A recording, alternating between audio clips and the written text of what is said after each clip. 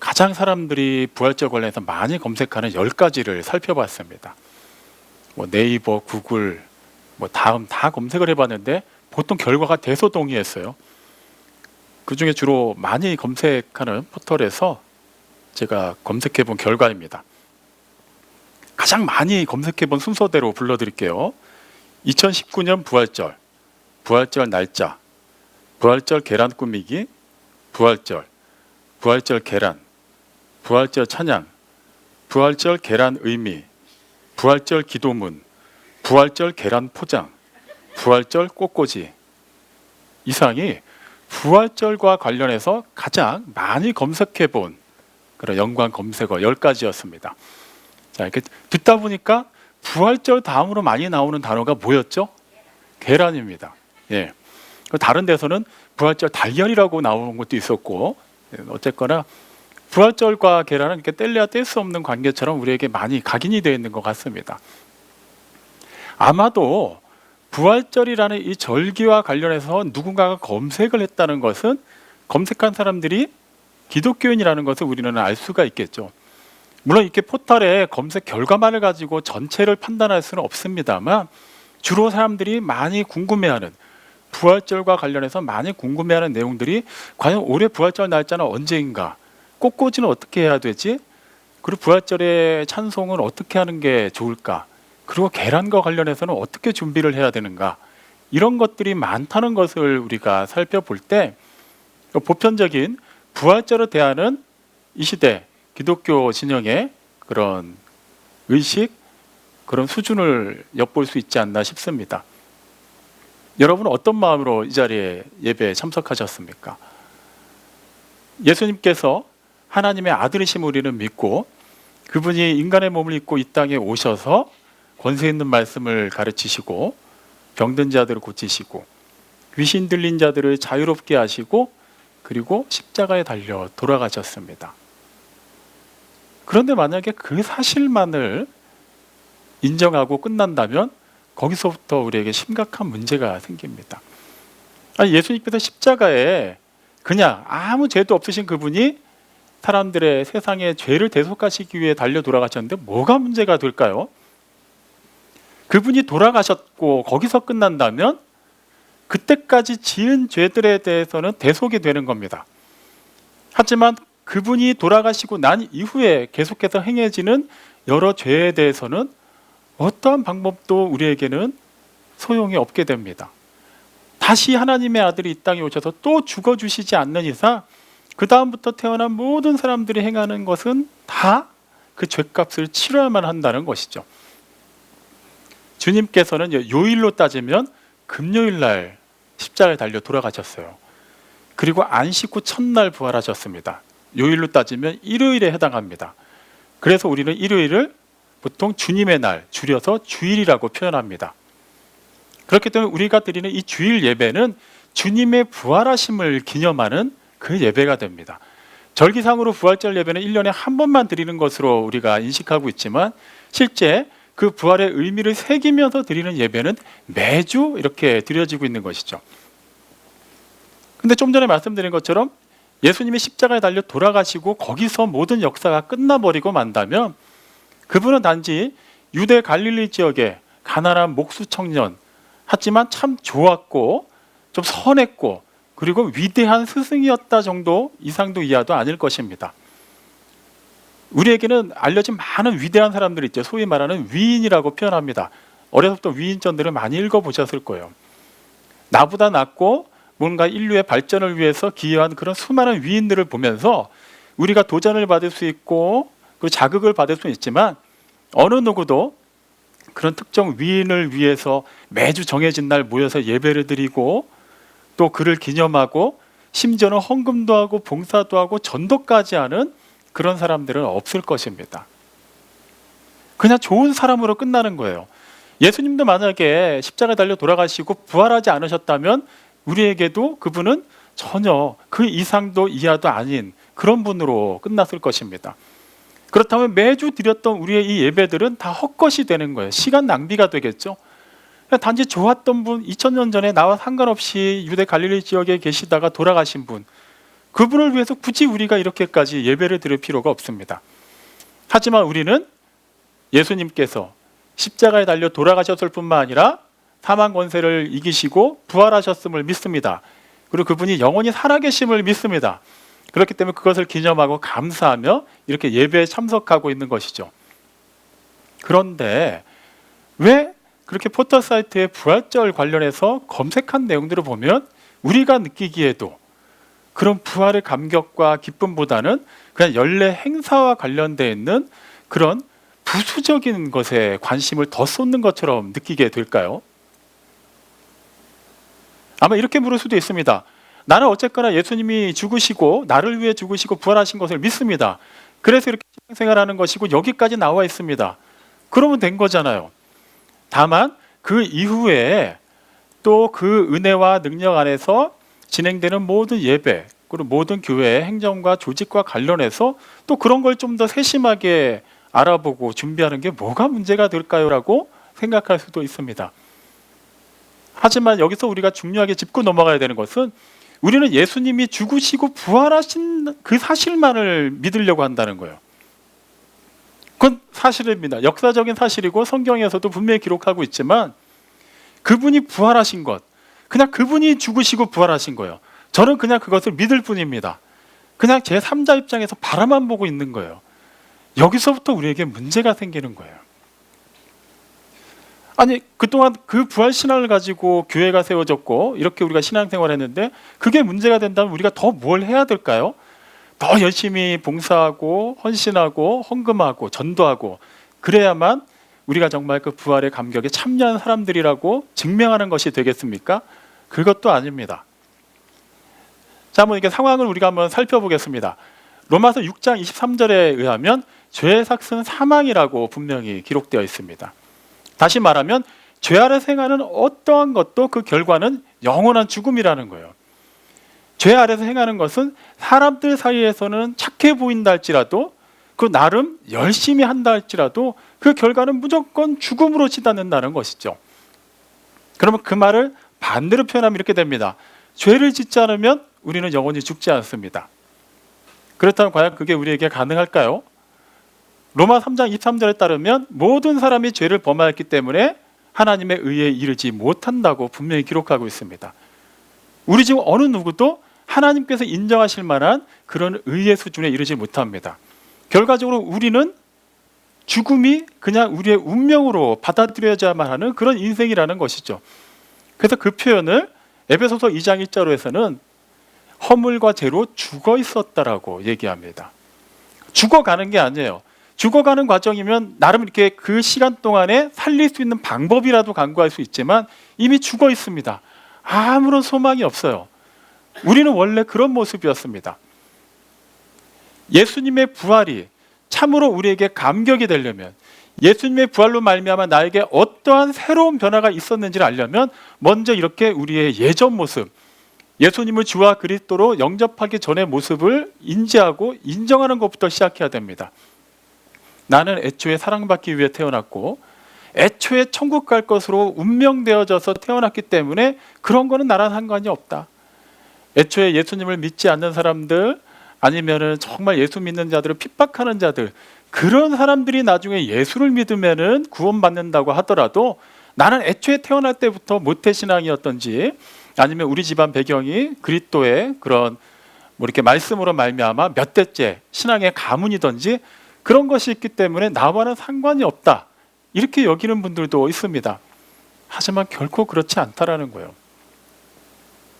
자, 우리는 일단 죄인이라는 거에서부터 다시 시작을 해보겠습니다.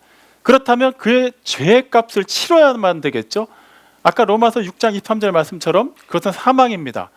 그러니까 우리에게 언도된 거, 우리에게 결정된 운명은 그냥 죽음이에요. 그냥 우리는 속절없이 그걸 받아들여야만 되는 그런 상황이었습니다. 근데 로마서 6장 10절 말씀에 따르면 그가 죽으심은 예수님을 말씀하는 것이죠.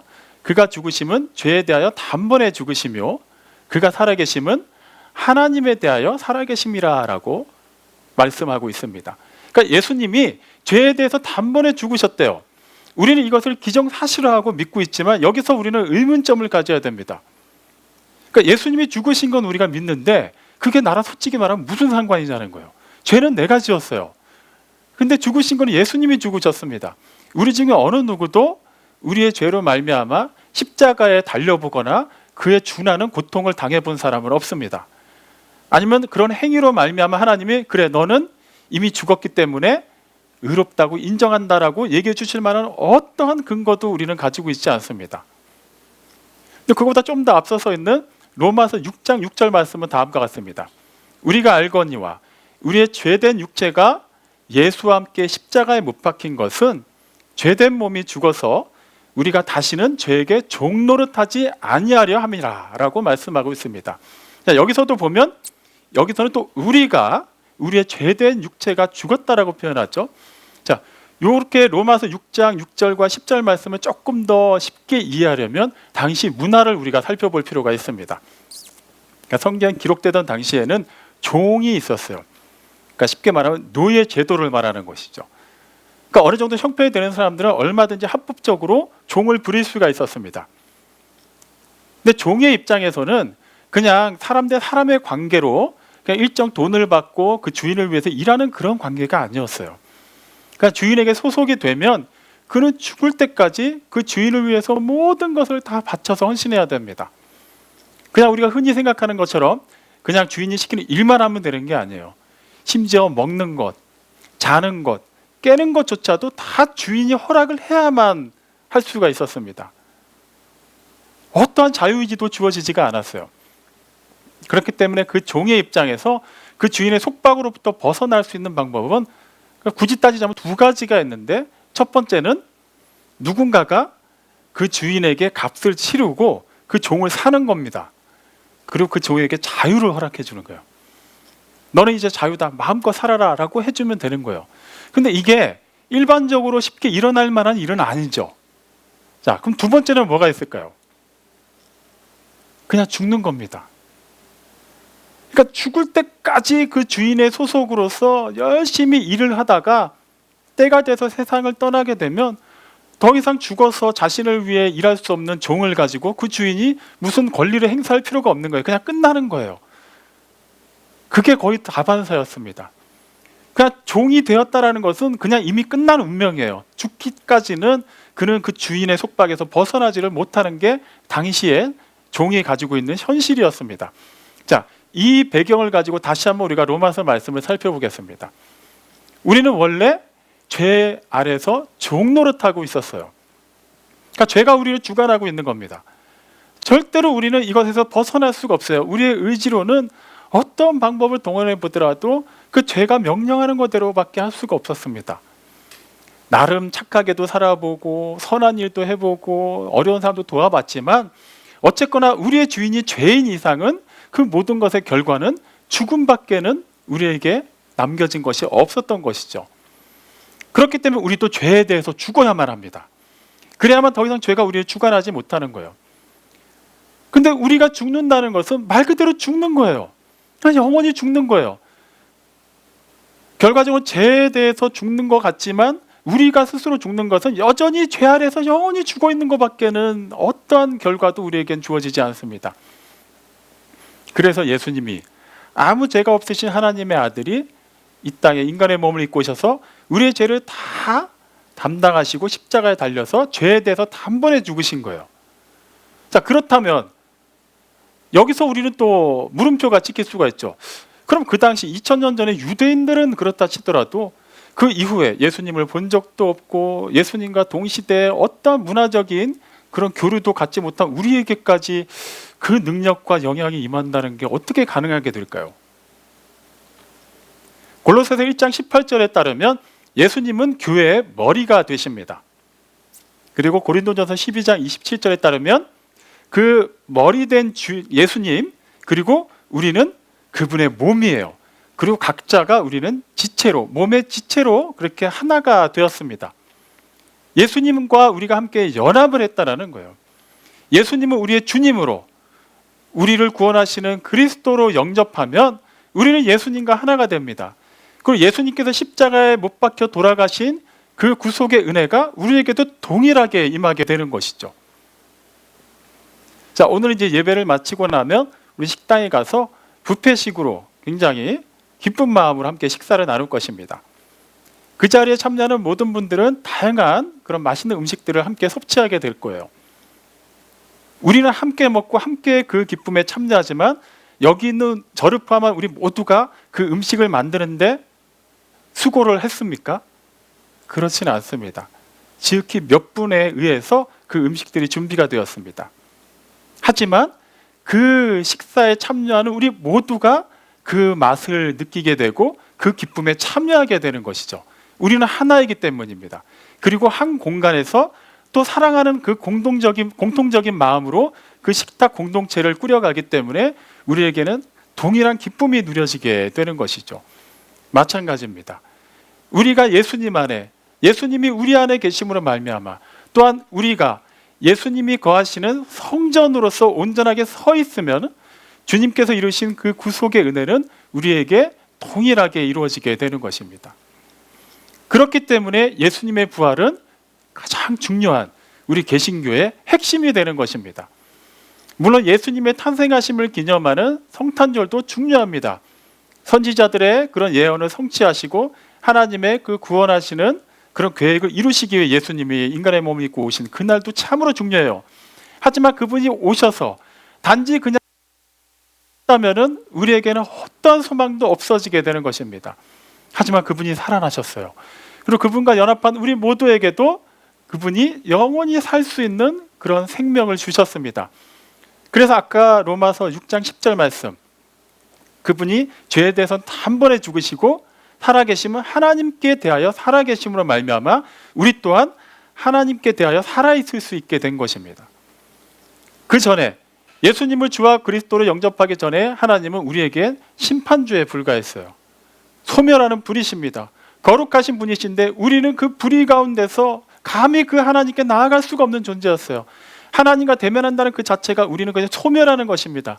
영원한 죽음밖에 우리에게는 놓여진 것이 없었죠. 그런데 그 하나님을 우리가 영원히 살아서 함께 대면할 수 있도록 이루어진 그 모든 것은 주님이 살아나셨기 때문에 가능케 되었다는 것이죠. 로마서 3장 24절 말씀에 이르듯이 예수 그리스도의 그 속량으로 말미암아 하나님의 은혜로 우리는 값없이 의롭다 하심을 얻게 되었습니다. 우리가 무엇을 해서 하나님께서 인정하신 것이 아니에요. 예수님께서 하나님의 말씀에 순종하셔서 십자가에 달려 돌아가시고 부활하심으로 말미암아 우리는 어떠한 값도 치르지 않아도 주님께서 이루신 그것을 값없이 우리가 누리게 되었어요. 그래서 그 신분의 변화를 로마서 8장 15절은 다음과 같이 얘기합니다. 너희가 다시는 무서워하는 종의 멍에를 매지 않고 양자의 멍에를, 그러니까 양자의 영을 받았으니 우리가 아빠, 아버지라 부르짖느니라 라고 얘기합니다. 하나님 하면 굉장히 무서운 분이었어요. 그분은 그냥 그 율법을 우리에게 막 강요하시는 분이고 조금이라도 우리가 그것에서 어긋나면 우리를 가차없이 심판하시는 분이었습니다. 하지만 이제는 우리가 두려워하는 그런 종의 멍에, 그 죄와 사망 아래서 종의 멍에를 지지 않고 하나님의 양자가 되었습니다. 예수님의 그 구속의 은혜로 말이죠. 그래서 하나님을 아빠, 아버지라고 부르짖을 수 있게 된 것이죠. 우리는 그냥 기도할 때 아무 느낌 없이 하나님 아버지라고 얘기하지만 그렇게 부를 수 있게 된 것은 우리가 잘나서 된 것이 아니에요. 우리는 감히 하나님을 그렇게 부를 수 없는 존재들이었습니다. 우리에게 그렇게 놀라운 특권을 주셨어요. 그것은 야 이제 우리는 구원받았다, 천국에 간다, 이것만을 위해서 허락하신 것이 아닙니다. 우리가 하나님을 아빠라고 부를 수 있다는 것은 하나님 입장에서 우리를 사랑하는 아들이라고, 사랑하는 딸이라고 부르시게 됐다는 것이죠. 그렇다면 당연히 우리가 부모된 입장에서 자녀를 바라보는 심정으로 한번 생각해 보겠습니다. 물론 자녀들이 다 잘 되기를 바라는 것은 모든 부모들의 동일한 마음입니다. 하지만 무엇보다도 가장 기본으로 삼는 건 무엇이죠? 그냥 그 자녀가 그 나이에 맞게, 그 주어진 환경에 맞게 최선으로 열심히 살아내는 것을 우리는 기본으로 바랍니다. 그 다음에 조금 더 나아질 수도 있고 조금 더 지경이 넓혀질 수도 있어요. 그렇게 열심히 살았음에도 불구하고 생각만큼 일이 안 풀릴 수도 있지만 적어도 부모들이 자녀를 보면서 기대하는 바는 그렇다고 해서 낙심하거나 비굴해지거나 또 이렇게 뭐 교활해지거나 이런 것이 아니라 그냥 가장 그답게 내가 알고 있고 내가 키웠고 내가 낳았고 나를 닮은 그 자녀가 가장 그답게 살아가도록 자라나는 것, 그것을 지켜보는 것이 부모의 가장 최우선의 자녀를 향한 마음입니다. 하나님께서 우리를 바라보시는 마음도 그것이죠. 그냥 우리가 뭔가 거창한 일을 해야만 하나님이 인정하시는 것이 결코 아닙니다. 일전에 그러니까 제 딸이 한 2살, 3살쯤 됐을 때로 기억을 합니다. 보통 이제 집에서 제가 쉬는 날, 쉬는 시간에는 딸이 저한테 와서 소꿉장난을 하자고 많이 제안을 했어요. 처음에 그게 재미는 없어도 그냥 이렇게 열심히 이렇게 받아줬습니다. 저는 그냥 걔가 만들어주는 음식을 먹는 척만 하면 되고 그냥 대꾸만 해주면 됐거든요. 근데 어느 날인가 몸이 너무 피곤한 날이었어요. 근데 그날도 막 오더니 소꿉놀이를 하자고 하는 겁니다. 근데 그렇다고 막 안 해 이렇게 말할 수는 없고, 그러니까 제가 얘기한 건 이거였어요. 그러면 아빠는 잠자는 역할을 할 테니까 너는 요리를 하는 역할을 하도록 하여라. 무슨 한석봉과 어머니도 아니고, 그런 식으로 제가 이제 아이를 이제 살짝 혼자 놀 수 있도록 그렇게 이렇게 유도를 해본 거예요. 근데 어떻게 보면 아빠 그러지 말고 일어나요라고 할 수도 있는데, 아이가 갑자기 되게 밝은 표정으로 그래요. 그러면 아빠는 잠을 자고 있어요라고 얘기하는 거예요. 저는 너무 기쁜 마음으로 진짜 잠을 잘 각오를 하고 눈을 감고 누워 있었습니다. 조금 있다가 딸이 저를 이렇게 톡톡톡 깨우는 거예요. 아빠 일어나서 이거는 드시고 주무세요. 그러면 또 소꿉놀이를 하자는 건데, 그 눈을 떴는데 제 눈앞에 펼쳐진 그 장난감 접시 위에 올려져 있는 어떤 장난감들을 보고 제가 자리에서 벌떡 일어났습니다. 그리고 누워서 쉬고 싶었던 그 마음은 다 사라지고 제 딸과 재밌게 소꿉놀이 했던 기억이 납니다. 딸이 가지고 온 게 뭐였냐면 장난감 접시에 많은 과일 채소들 중에서 옥수수 모양을 가진 장난감들만 가져온 거였어요. 딸은 제가 옥수수를 좋아하는 것을 알고 있습니다. 물론 진짜 먹을 수 있는 옥수수는 아니죠. 제가 그렇다고 해서 야 아빠가 옥수수 좋아하는데 진짜로 갖고 와야지 이러겠습니까? 딸이 아빠 마음을 알아줬다는 것, 아빠가 좋아하는 것이 무엇인지 알아줬다는 그것을 제가 본 겁니다. 나중에 커서도 옥수수 많이 사주라 그걸 얘기하는 게 아니에요. 하나님께서도 우리에게 뭔가 거창한 거를 기대하지 않으세요. 정말 그 수준에 맞는 것을 허락하셨고 그 일들을 하기를 원하실 뿐입니다. 오늘 읽은 본문 골로새서 3장 1절 2절 말씀이 그런 내용이죠. 너희가 만일 그리스도와 함께 살리심을 받았으면 위의 것을 찾으라. 2절 말씀입니다. 위의 것을 생각하고 아래 것을 생각하지 말라요. 우리는 이런 말씀을 들으면 막 부담이 돼요. 위의 것을 찾으라고 하면 뭔가 되게 신령한 일을 많이 해야 될 것 같고, 뭔가 세상 일은 막 다 터부시하고 막 하찮게 여겨야 되고 교회 중심으로만 살아야 될 것 같고, 그런 부담을 가지기 쉽습니다.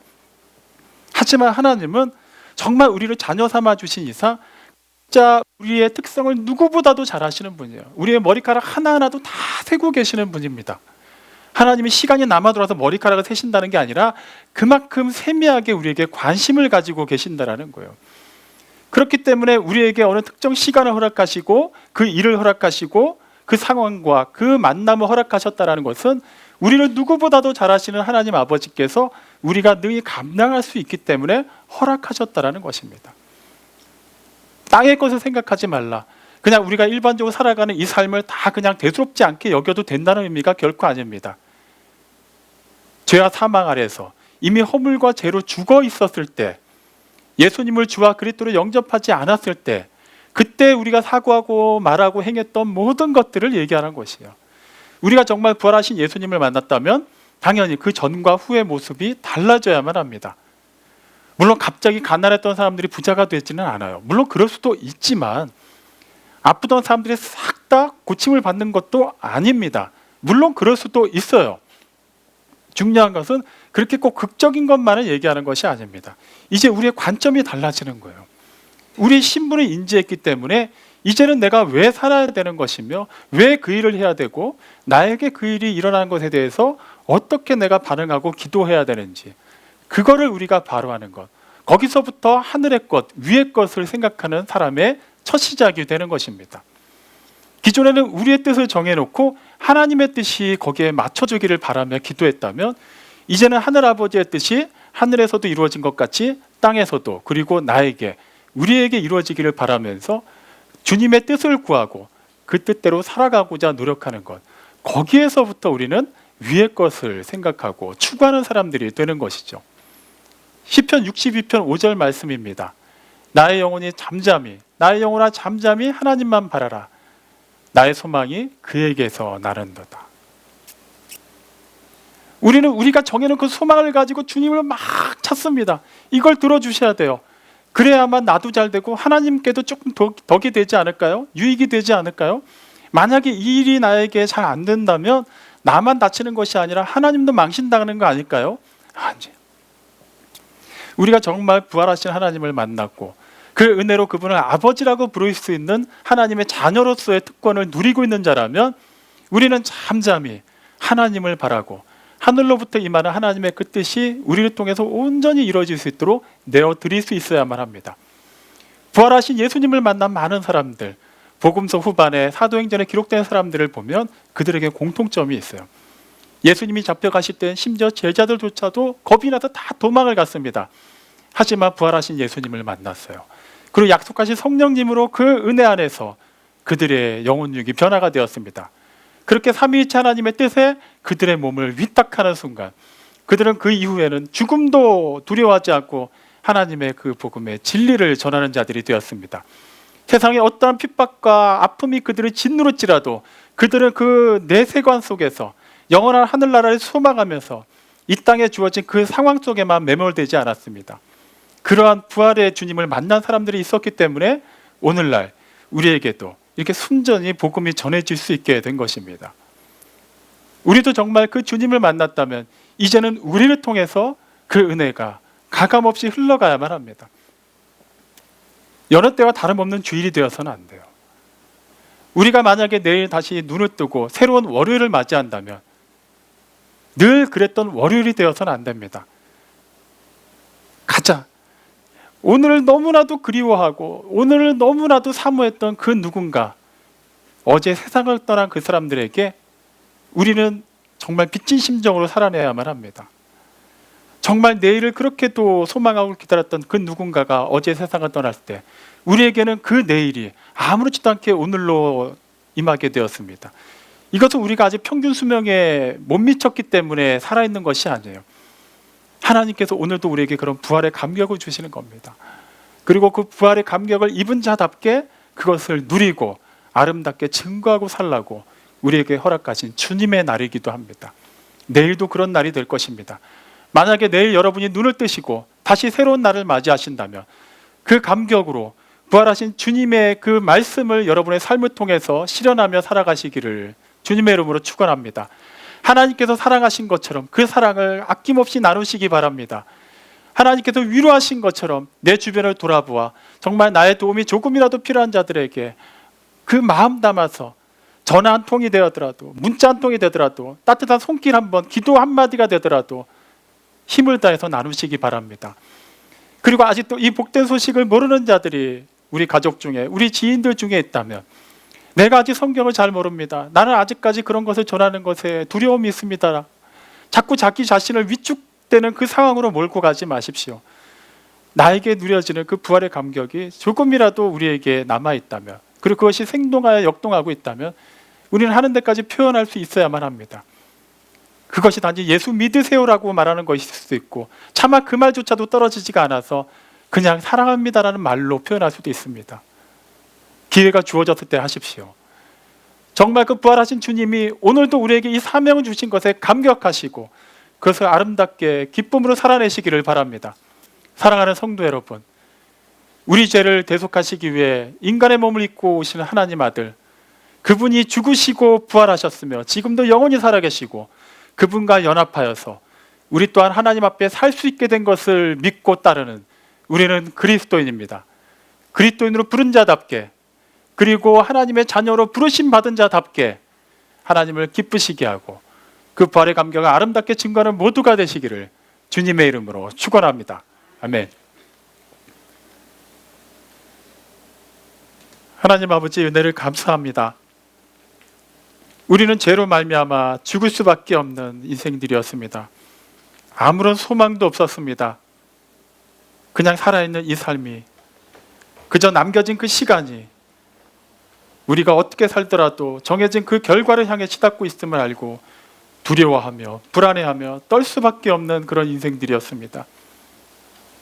그런 우리를 위해 아무 죄도 없으신 하나님의 독생하신 아들 예수님이 우리와 똑같이 사람의 모양을 입으시고 이 땅에 오셔서 우리의 죄를 대속하사 십자가에 달려 돌아가시고 부활하시고 영원히 살아계심을 믿고 감사드립니다.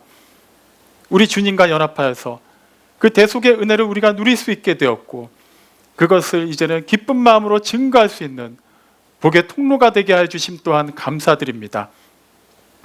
하나님 아버지, 정말 구원받은 자답게, 부활하신 주님을 만난 자답게 우리에게 주어진 이 삶을 아름답게 살아낼 수 있도록 도와주시옵고, 우리를 통하여 하나님의 그 구원하시는 은혜와 능력과 사랑이 많은 이들에게 갑절의 영감을 담아 증거될 수 있도록 우리 각 성도들 위해, 그 가정들 위해, 주의 몸된 포에마 우리 교회 위해 충만하게 임하여 주옵소서.